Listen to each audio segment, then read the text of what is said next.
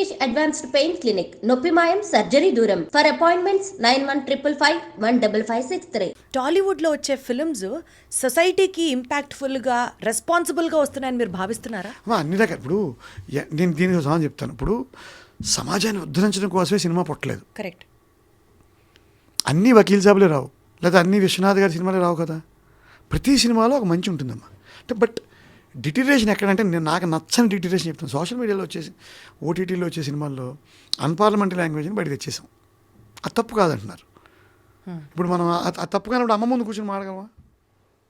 మీ అమ్మ ముందు కూర్చొని అదే బూత్ నువ్వు మాడగలవా? మీ అమ్మతో కూర్చొని ఆ సినిమా ఇదొక్కటి కొంచెం మేకర్స్ చూసుకుంటే బాగుంటుంది సినిమాల్లో. అంటే మారల్స్ కానీ ఎథిక్స్ కానీ ఎక్కడైనా మనం కాంప్రమైజ్ అవుతున్నాము అని పర్సనల్గా మీకు ఎప్పుడు అనిపించిందా సార్? మీకు అమ్మ అది ఓవరాల్ సొసైటీలోనే రాజకీయాల నుంచి ఉద్యోగాల నుంచి సినిమాల దాకా మీకు ఇందాక చెప్పిన మృత్యోర్మ అమృతంగమయ్య. ఇంకా మనం విడివిడిగా ప్రతి ఇండస్ట్రీలోకి వెళ్ళొద్దు. Value system already deteriorate. మీకు ఎలాంటి బ్యాక్గ్రౌండ్ లేకుండా సినిమా ఇండస్ట్రీలోకి వచ్చారు, కానీ it is not the case which is prevailing now. Yes, god ఫాదర్లు అంటారు, ఫాదర్లు అంటారు, ఫ్యామిలీ బ్యాక్గ్రౌండ్, నెపోటిజము. ఏం కామెంట్ చేస్తారు sir? Is nepotism ruling Tollywood today? No. No, you don't think so? No. Okay. No. Initial entry వరకేనమ్మా ఏదైనా ఉపయోగపడేది. తర్వాత ఎవ్వరు సాయం చేయలేడు. ఇనీషియల్ ఎంట్రీ కూడా ఇనీషియల్ ఎంట్రీకి వాడు రోజు ముందు వెళ్తాడు. నేను ఇందాక మీకు మాట చెప్పాను. ఇనీషియల్ ఎంట్రీకి కూడా నువ్వు నిస్పృహలోకి జారిపోకుండా ప్రయత్నిస్తూనే ఉంటే ఇనీషియల్ ఎంట్రీ దొరుకుతుంది. ఒక నాని లేడా, ఒక సిద్ధు జన కూడా లేడా? ఏముంది ఇనీషియల్ ఎంట్రీలు ఎలా వచ్చాయి? ఏ రకంగా వాళ్ళు వెనకబడి ఉన్నారు? ఇప్పుడు పెద్ద పెద్ద కుటుంబాల నుంచి వచ్చిన నటులతో పోలిస్తే ఏ రకంగా వెనకబడి ఉన్నారు? సో నెపోటిజం అన్నది అసలు లేదంటారు. అమ్మ నేను ఇప్పుడు నా జీవితం చెప్తాను మీకు. నిరంతర ప్రయత్నంలో ఉండాలి. నిరంతరం ప్రయత్నం ఎలాగో చెప్తే టాలీవుడ్ ఆస్పిరెంట్స్ చాలా హెల్ప్ అవుతుంది. ఇంకా నిరంతర ప్రయత్నం ఎలా అంటే ఇంకేముంది? ఇంకా అదే, ఇంకేం ఉండదు. ఇంకో ఆలోచన రాకూడదు. ఫోటోలు తీసుకోవాలి, ఆఫీసుల అంతే. తిడతాడు, గడవడు అంటాడు, తుడుచుకో రా, మళ్ళీ ఇంకో ఆఫీస్కి వెళ్ళు, 1000 ఆఫీసులకి వెళ్ళు, ఒకడు పిలుస్తాడేమో. ఇప్పుడు పైగా అవకాశాలు కూడా పెరిగాయి. ఇప్పుడు ఇంతకు ముందులో కానీ ఒక షార్ట్ ఫిల్మ్ వేస్తే వాడు చూస్తున్నాడు. షార్ట్ ఫిల్మ్, వెబ్ సిరీస్ వచ్చేసాయి. ఓటీటీ ఏదో రకంగా నువ్వు ప్రజెంట్ చేసిన అమ్మ, నువ్వు రాక్ స్టడీగా ఉండి వజ్ర సంకల్పంతో ఉంటే నిరంతరం వజ్ర సంకల్పం, వజ్రాన్ని నువ్వు భద్రపడలేవు. అలా ఉండాలి నీ సంకల్పం. ఊరిగా ఢిల్లీ డాలింగ్. వజ్ర సంకల్పంతో ఉండి నిరంతరం ప్రయత్నం ఉన్నదా నిరాశకే నిరాశ పుట్టదా అన్నాడు మా సిరివెల్ సీతారామ శాస్త్రి గారు. నిరంతరం ప్రయత్నం నిరాశ పుడుతుంది. ఈ నుంచి వెళ్ళిపోదామని నీకు మంచి చేస్తుంది. నిరాశ వెళ్ళిపోతుంది దగ్గర నుంచి. కొన్ని మాటలు వింటుంటే ఎంత బాగుందో తెలుసు. నిరంతరం ప్రయత్నం ఉన్నదా నిరాశకే నిరాశ పుట్టదా అని శాస్త్రి గారు రాశారు. చేరాలా కలల కోట రణమేరా రాచబాట అని కూడా రాశాడు. నీ కళల తీరం సినిమా యాక్టర్ అవడం. దానికి 100 కారణాలు. నాకు వెనకాల బ్యాక్గ్రౌండ్ లేదు, నెపోడి అడ్డు చెప్తుంది. ఎవరిస్తారు సార్ వేషాలు? ఎందుకు రా అంత అరుస్తావు? ట్రై చేయి. మీరు ఎంట్రీ కానీ ఎవరా మా వేషాలు మనకు రానివ్వరు, మన దగ్గర ఎందుకు రావు? వస్తాయి, ఇవాళ కదా రేపు వస్తాయి. పోనీ చచ్చిపోయే ముందు వస్తాయి. ఓ వేషం వచ్చి చచ్చిపో. యాక్టర్ అవడమే కదా నీకు, యాక్టర్ అవడమే కదా నీ ప్రధాన ఉద్దేశం. 2 సినిమాలు వేసి చచ్చిపో లాస్ట్లో. మరి అదే కదా నీ జీవితం. నడపాలి, బాధ్యతలు నడుపు, ఆర్థికంగా స్థిరపడాలి. నడుపు. ఈజీ కాదంటారు. ఈజీ ఎందుకు అవుతుంది జీవితం? ఈజీ ఎందుకు అవుతుంది? ఏది అవ్వదు. ఈజీ లైఫ్ ఏమి ఎవరికి.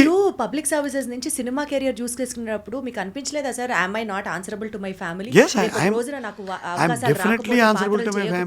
డబ్బులు సంపాదించలేకపోతే ఎట్లా అన్న భయం లేదా? ఇక్కడ 2 పాయింట్. నేను కొంచెం ఆర్థికపరమైన స్థిరత్వంతో వచ్చాను కాబట్టి నాకు అంటే మిమ్మల్ని రిప్రజెంట్ చేస్తూ నేను వేరే వాళ్ళ గురించి అడుగుతున్నాను. ఇబ్బంది వస్తుంది. ఏదైనా వచ్చినప్పుడు ఆ వెసులుబాటు చూసుకోవాలి. ఆ తెలివితేటలు ఉండాలంటాను నేను. ప్రయత్నించేవాడికి ఆ తెలివితేటలు ఉండాలి. మీరు మానేసి రావాలనుకున్నారు, సో కొంచెం ఆల్టర్నేటివ్గా అనోడు పెట్టుకుని వచ్చి దూకాలి, లేదా భార్య పిల్లల్ని కన్విన్స్ చేసుకోవాలి. సరసాతంగా నా పరిస్థితులు రావు. ఎందుకంటే ప్రయత్నించేవాడు చిన్నపిల్లలే ప్రయత్నిస్తాను. మీరు అది ఎప్పుడు వస్తుంది? 25 ఏళ్ళకి పెళ్లి చేసుకోవడం లేట్ చేయి. అవ్వ కావాలి బువ్వ కావాలంటే ఇటు అమ్మాయి కావాలి, పెళ్లి చేసుకోవాలి, పిల్లల్ని కనేసి వాడికి మళ్ళీ పొద్దున్న గోరుముద్దలు తిరిగి సినిమా ఆఫీస్కి ఎందుకు వెళ్ళాలి? ఆగు. ఇప్పుడు పెళ్ళి అలాగే లేడీగా చేసుకుంటారు ఇప్పుడు పిల్లలంతా. నా కూతురు she's already 26 and she's not willing to marry at least coming 2-3 years దాకా చేసుకుని ఉంటుంది. మీరు ఒప్పుకున్నారా? ఒప్పుకోకపోతే ఏం చేస్తాం? How can I put pressure on her? ఆవిడ పెళ్ళి ఆవిడ ఇష్టం. నేను who am I bloody? Jagapathi Babu గారు ఇదే పాయింట్ ఒకసారి పెళ్లికి సంబంధించి టాపిక్ వచ్చినప్పుడు చెప్పారు. చాలా నాకు ఆయన ఆ విషయం నాకు ఆయన ఆదర్శం. నిజమా? సీరియస్లీ. అసలు ఆడపిల్లల తండ్రులు ఇంత బ్రాడ్గా ఆలోచిస్తారా అని నిజంగా అనిపిస్తుంది అంటే నాకు ఇవాళ రోజున. అంటే మనం ఎందుకు వాళ్ళని ఇబ్బంది పెట్టాలి? పెళ్ళి ఆవిడ కానీ చేసుకుంటుంది. పెళ్లికి కూడా ఒక ఏజ్, పిల్లలు కనడానికి కరెక్ట్ అమ్మా. కూడా ఇప్పుడు ఇదంతా ఉంది కదా. కెరీర్ పరంగా ఆలోచనలు వస్తున్నాయి, ఈక్వేషన్స్ మారిపోయాయి. సోషల్ ఈక్వేషన్ మారినప్పుడు ఆ మారిన మార్పుకు తగ్గట్టుగా మరీ పాడైపోతాంటే ఒప్పుకోం, అడ్డుపడతాం, మంచి చెప్తాం. ఇప్పుడు పద్ధతిలో వెళ్తూ okay my daughter is a lawyer advocate, కొంచెం సెటిల్ అవని అంటుంది, వెయిట్ ఫర్ హర్. సో అట్లా నువ్వు సినిమా రంగంలోకి వచ్చేసి యుద్ధం చేస్తూ పెళ్లి చేసుకొచ్చేసి, అప్పుడు పాత్రలో సోహన్ బాబు గారు పెళ్లి చేసుకుని వచ్చారు నువ్వు 4 పిల్లలతో. ఇప్పుడు పరిస్థితి అవి కాదుగా. ఒక లాంగ్ టైమ్ యాక్టర్గా, లాంజిటివిటీ ఉన్న యాక్టర్గా మిమ్మల్ని మీరు చూసుకోవాలంటే ఎలాంటి చేంజెస్ చేసుకుంటున్నారు సార్? ఎవ్రీ డే ఎవరికైనా సరే it is a fight. Good beautiful answer ఏంటంటే ప్రయత్నం. ఎలా అదేలా ప్రయత్నం చేస్తారు? రోజు ఇప్పుడు నేను మీరు అన్నారు కదా, అంటే ఇప్పుడు సపోజ్ ఫర్ ఎగ్జాంపుల్ ఇవాళ మీరు ఒక middle class father role play చేస్తున్నారు, దానికి సంబంధించి మీరు ఒక ఎఫర్ట్ చేసుకుంటారు, మీరు ఒక హోంవర్క్ చేసుకుంటారు. రేపటి రోజున మీరు ఒక రిచ్ గై, ఒక రిచ్ ఫాదర్లో చేయాలి, రేపటి రోజున మీరు ఇంకొక రోజు ఒక విలన్గా చేస్తారు. So how do you mould yourself? How do you keep on learning acting? That's better. You have to see various movies, పాత వాళ్ళవి కొత్త వాళ్ళు చూసుకుంటూ ఉండడం ఒకటి. 2, you have to keep on trying. ఒకటే పాత్ర చేయకూడదు. నాకు ఇప్పుడు చెప్పను, ఓ పెద్ద ప్రొడక్షన్ హౌస్లో లీడ్ వెళ్ళని వచ్చింది, నాకు చాలా భయంకరంగా వెళ్ళినది. అంటే భయం వేసేంత వెళ్ళను, నాకే భయం వేసేంత వెళ్ళను, చేస్తాను, ఛాలెంజ్గా తీసుకుంటాను. అండ్ నేను ఒకటి చెప్తాను, మీరు కూడా వెళ్ళి యాక్టింగ్ స్కూల్స్కి వెళ్ళి లేదు అంటే అది డెఫినెట్గా it adds to your strength, అనుమానం ఏం లేదు. బట్ నేనేమంటానంటే చాలా ఇప్పుడున్న బోల్డ్ ప్లాట్ఫామ్స్ వచ్చేసాయి, నువ్వు చూసుకుని నేర్చుకునే అవకాశాలు వచ్చేసాయి. ఇప్పుడు అదర్ సినిమాల్లో ఏమన్నా నువ్వు సైకో కిల్లర్ వేషం వేయాలి, టక్కని యూట్యూబ్ ఓటీటీలోకి వెళ్తే బోల్డ్ సినిమాలు వస్తాయి. You can observe them, you can adapt certain skills from them, కొన్ని బాడీ లాంగ్వేజ్ తీసుకోవచ్చు. అదే చెప్తాను, మీరు ఇంకా అదే పని మీద ఉండాలండి. మీరు యాక్టర్ కదా, నాకు వేరే పని ఏంటి, ఇంకా ఐఎమ్ యాక్టర్, నాకు మధ్యలో రాజకీయాలు ఎందుకు? ఇప్పుడు ఏవో చెప్పాను కానీ మీకు బ్యూరోక్రసీ వచ్చింది, నాకు అనవసరం. నా బాధ్యత ఏంటి, నన్ను మంచి చెప్పండి, మంచి చెప్తాను. రేపు ఎప్పుడన్నా మీరు పిలిచి పిల్లలకి పర్సనాలిటీ డెవలప్మెంట్ క్లాస్ చెప్పమంటే, ఓడిపోయినా పడిపోయినా చావు ముందున్నా మళ్ళీ ఎట్ట చూడాలి, మంటల్లోంచి పడి లేచి ఫీనిక్స్ పక్షి గుర్తెచ్చుకొని చెప్తాను. ఆవిడ ఎప్పుడు రెక్కలు కాలిపోతుంటే మళ్ళీ లేస్తుంది ఫీనిక్స్ పక్షి. సాలిగూడు తిరుగుతా ఉంటుంది గూడు కట్టిదాకా. అంటే ఇవన్నీ ఊరికే చెప్పరు మా పెద్దలు. భలే ఉన్నావు, నీకు అన్నీ సాధ్యం అయ్యాయి కాబట్టి నువ్వు నా షూస్ వేసి చూడు, తెలుస్తుంది సాధ్యం అయిందో లేదో. ఈ విమర్శ చేసేవాళ్ళు కూడా మీకు అన్నీ కుదిరాయి కాబట్టి సార్, కుదరలేదమ్మా, కుదరలేదు నాకేమి. మై లైఫ్ ఈజ్ ఇట్స్ చాలా రక్త కన్నీరు, నాగభూషణంగా రక్త కన్నీరు. సార్ ఇప్పటిదాకా మీరు 4 సార్లు సివిల్ అటెంప్ట్స్ పోయాయి, అదే చెప్పారు, అదే రక్త కన్నీరా సార్? ఏదైనా అమ్మా లైఫ్ ఫినాన్షియల్ స్టెబిలిటీ చూసుకోవాలి, భార్య పిల్లలు, ఈ రిలేషన్స్, ఎన్ని బాధలు ఉంటాయి ఒక మనిషికి. అండ్ సినిమా ఇండస్ట్రీ మీరు చెప్పినట్టు ఎలా కొట్టుకుంటూ వెళ్ళాలి ఇక్కడ. ఒక్కొక్క సినిమా ఎలా వస్తుంది, ఇక్కడ ఎంత స్టాల్ వాట్స్ ఉన్నారు క్యారెక్టర్ ఆర్టిస్టులు. ఎలా వచ్చింది సార్ మీకు? యుద్ధమే, ఆశ, జరుగుతుంది, మంచి జరుగుతుంది. కానీ సార్ మీ మాటలు వింటున్నా, మీ యాటిట్యూడ్ అర్థం చేసుకుంటున్నా నాకు ఒకటి అనిపిస్తుంది. ఎన్ని సినిమాలు చేశారో చెప్పారు, చాలా ఇంటర్వ్యూస్లో మీరు ఎంత సంపాదించారో చెప్పారు. లాస్ట్ ఇయర్ ఒక్క సంవత్సరం 186 వర్కింగ్ డేస్కి గాను ₹1 కోటి పైచిలుకు సంపాదించాను అని ఓపెన్గా చెప్పారు. ప్రతి ఆపర్చునిటీకి చాలా గ్రేట్ఫుల్, కృతజ్ఞతతో ఉన్నాను అని చెప్పారు. గురువు గారిని ఫాలో అవుతానని చెప్పారు. అంటే ఇవన్నీ ఆ కాస్మిక్ ఎనర్జీ, యూనివర్స్, ఇవన్నీ మీరు నమ్ముతారు అని నాకు గట్టిగా అనిపిస్తుంది. నమ్ముతానమ్మా, నమ్మపోనే ఉంది. దైవ భక్తి అంటే మరి మూఢభక్తి కాదంటే వైకుంఠ ఏకాదశి నాడు మాత్రం నేను దూరను గుళ్ళోకి, ఆ భక్తి అయితే లేదు. పర్వదినం నాడు వెళ్ళిపోయి పాపాలు కడుక్కోను, మెల్లిగా కడుక్కుంటాను పాపాలు, స్లోగా. దేవుడు అర్థం చేసుకుంటాడు. But you are a divine, you are a spiritual person. I'm spiritual, 100% spiritual person. పొద్దున్న లేచాక మీరు కూడా అవేం చేయను, అంత స్పిరిచువల్ కాదు. ఐ బిలీవ్ ఇన్ దట్ అంతే. అదేదో మనకి వెంకటేష్ బాబు గారిని పవన్ కళ్యాణ్ గారు చెప్తారు, గోపాల నేను అసలు నమ్మను కదా స్వామి, నాకెందుకు సహాయం చేసావు అంటాడు కదా. నువ్వు కాశీలో ఆ పేదవాడికి ముద్దు ఇచ్చావు కదయ్యా, అక్కడ చూశాను, ఆ సాయంలో చూశాను అంటాడు. దేవుడు అంటే సాయం అంటాడు కదా. పందిని కూడా ఆ విష్ణుమూర్తి అవతారంగా గుర్తించింది సాయం చేస్తే అని చెప్తాడు డైలాగ్. కరెక్ట్. అట్లాంటి స్పిరిచువల్ అలా అనిపిస్తుంది, నమ్మకంగా అనిపిస్తుంది, ఆనందంగా ఉంటుంది. అంటే ఒకటి ఎప్పుడో ఎండమూరి వీరేంద్ర గారు చెప్పారు, ఒరే ఈ లాజిక్లో మానేసి గుడికి వెళ్ళి పొద్దున్నే ఆ సుప్రభాతం వింటుంటే మనసుకు ఆనందం కలిగితే వెళ్ళిపో ఆనందంగా. ఇప్పుడు సాయంత్రం వెళ్ళి పబ్బులో తాగి తెచ్చుకునే ఆనందం కంటే గుడికి వెళ్ళి సుప్రభాతం వింటే వచ్చే ఆనందం సుఖంగా ఉంటుంది, ఆరోగ్యంగా ఉంటుంది, బెటర్. అదే అలాంటి పర్సన్ అంటున్నారు. అంతే, అలాంటి పర్సనే. వైకుంఠ ఏకాదశి మాత్రం నేను లైన్లో దూరను, నాకు వద్దు బాబోయ్.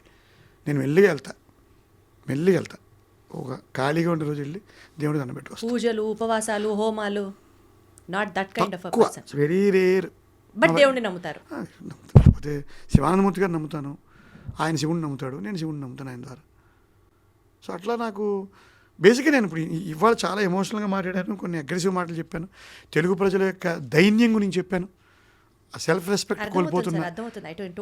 అంటే శ్రీ మహావిష్ణువే శ్రీకాకుళాంధ్రుడై శ్రీకారమును జుట్టె నీ చరితకు శ్రీశైల భీమేశ కాళేశుడై హరుడు ప్రాకారమును గట్టె నీ సీమకు సింగమ్ముపై తిరుగు పురుష కేసరి శాతవాహనుడు పూర్వజుడు నీ జాతికి పడతి సీతమ్మతో రామయ్య కొలువున్న పంచవటి చాలు నీ ప్రఖ్యాతికి తల ఎత్తి జీవించు తమ్ముడా తెలుగు నేలలో మొలకెత్తినానని కనుక నిలువెత్తుగా ఎదిగినానని అని రాశారు శ్రీనల్ల సీతారామ శాస్త్రి గారు. ఇంటర్వ్యూని కంక్లూడ్ చేసే టైంకి వచ్చింది కాబట్టి అడుగుతున్నాను సార్, మిమ్మల్ని మీరు ఎలా చూసుకోవడానికి ఇష్టపడతారు సార్? అంటే ఒక చేంజ్ మేకర్ గానా, ఒక వర్సటైల్ యాక్టర్ గానా, లేకపోతే age is not a barrier అన్నట్టు చెప్పాలనుకుంటున్నారా? తర్వాత లెగసీని ఎలా తీసుకెళ్తారు ముందుకు? నేను మళ్ళీ పబ్లిక్ లైఫ్లోకి పోతా. మళ్ళీ పబ్లిక్ లైఫ్లోకి వెళ్తారు. ఓకే, అంటే ఇప్పుడు మీరు పబ్లిక్ లైఫ్లోనే ఉన్నారు. సినిమా నుంచి పబ్లిక్ లైఫ్లోకి వెళ్తాను. It can take any form. Visakhapatnam వెళ్ళిపోతాను, ఒక ఎన్జిఓ పెట్టుకుంటాను, యంగ్స్టర్స్కి పర్సనల్ డెవలప్మెంట్ క్లాసులు చెప్పుకుంటాను, ప్రజలతో మాత్రం ఉంటాను. సినిమా నుంచి బయటకు వచ్చి ఇప్పుడు కాదు, ఇంకా it take some more time. I'm 53 now. ఏదో రోజు వస్తాను బయటికి, 4 విషయాలు చెప్పాలనిపిస్తుంది. నాకు కాలేజీ పిల్లలతో మాట్లాడాలనిపిస్తుంది. వీక్గా ఉంటారు పాపం, తెలివైన వీక్గా ఉంటారు. అది బాధ అనిపిస్తుంది. 4 మాటలు చెప్పాలనిపిస్తుంది. పిల్లలు పిలిచి అయ్యా ఇలా ఉండండి, ఇలా ఉండండి. భారతదేశం గర్వించే జాతి తెలుగు జాతి. అది వంకర్లు పోతుందని నా బాధ వ్యక్తం చేశాను తప్పితే మళ్ళీ ఆ పూర్వౌన్నత్యాన్ని, ఆ కష్టపడే శక్తిని, దేశ భాషలందు తెలుగు వల్లభుండి ఒక్కడి నేను చెప్పాడు కృష్ణదేవరాయలు. ఆ ప్రైడ్ మళ్ళీ తెచ్చుకోవడానికి రోలర్స్ ట్రై చేయాలి. సరే సార్, సంక్రాంతి సినిమాలకి సంబంధించి లేని సినిమాలో లేరు. On a very positive note, చాలా హ్యాపీగా ఉంది మిమ్మల్ని ఇలా కలవడం చేయడం. అండ్ ఈ సంక్రాంతి సినిమాల్లో మీ పాత్రల గురించి చెప్తూ, మీ యొక్క ఎక్స్పీరియన్సెస్ గురించి చెప్తూ విల్ జస్ట్ కంక్లూడ్. ఈ సంక్రాంతి నేను యాక్చువల్గా 3 సినిమాల్లో ఉండాలి. ఫస్ట్ గేమ్ చేంజర్ నేను రిలీజ్ అయింది, దాంట్లో రామ్ చరణ్ గారితో చేయడం వల్ల నేను అవ్యాజమైన ఆనందాన్ని పొందాను. ఆ షూటింగ్ ఎక్స్పీరియన్స్ కూడా మీకు ఇంతగా ఎక్స్ప్లెయిన్ చేశాను.